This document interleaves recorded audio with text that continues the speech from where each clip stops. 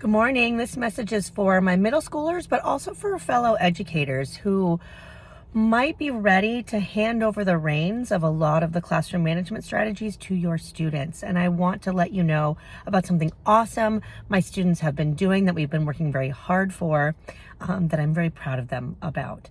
So I'm a middle school teacher. I teach at a public middle school. I run a dance program, theater program. I teach PE, I teach health, all the things.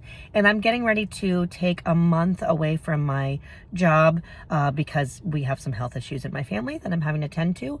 So in getting my students ready for me to be gone for a month, I have put a lot of the responsibility back on them. They're middle schoolers, 11 to 13 years old, 6th through 8th grade.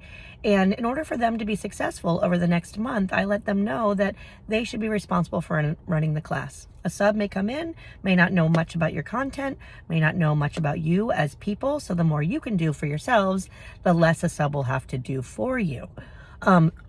So in that vein, they are now running their class. So for me in a dance class, that means that when they come to class, they are the DJs. They are running their warm-ups. They are leading themselves across the floor. They are creating and curating their content. And they have a lot of soft skills that they've also been doing. In my class, at least 2 students get to sit out every day because as adults, I told them that, as adults, we are the masters of our own time. We get to choose. Do we need a mental health day? Do we just not feel like it? Are we feeling sick? Do we have extra work to catch up on? And as adults, we can choose to take that time.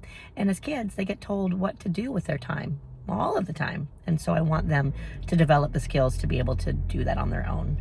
So if you want to be one of those 2 people that sit out, you go to the whiteboard every day, you get in a little huddle, you talk amongst yourselves, and you figure out who are those 2 kids going to be able to be that day. Sometimes it's no kids, sometimes it's 1 kid, but there are 2 available slots every day.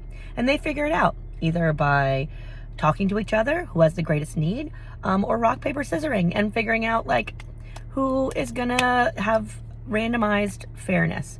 And they have 2 minutes to do it. By the time the class starts, if they haven't done it, nobody sits out. They all stand up.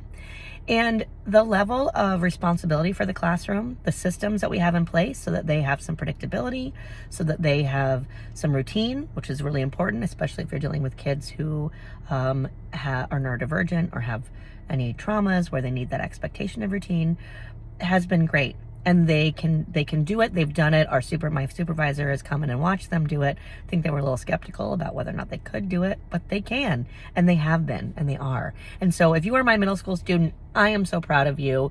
You are kicking butt and taking names, and you're going to be great humans in the planet. If you are teachers, I encourage you to offload ownership. Even kindergartners can get out their own scissors, can look at the schedule on the board and know when to come to the carpet. And if you've developed those routines and those expectations, and you hold your kids up to high expectations because, the content, will they remember their middle school math? Maybe. If they're really interested in it, they will.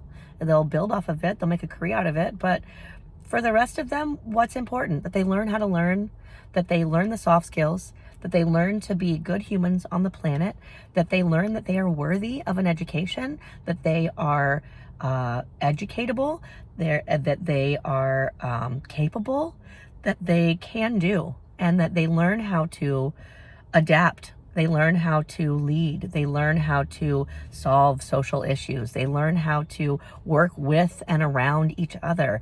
Those are the things that I teach in my classroom. And as teachers, I think it's really valuable. Those are really valuable skills. And don't get caught up, especially as new teachers. Don't get too caught up in the content. It's important. Kids need to know how to read. Kids need to know how to do math. Kids need to know about the wonders of science in the world. But if you get caught up and think that's all you're teaching, they're leaving with that. But what else are they leaving your classroom with? Those are your thoughts for today. Be safe out there.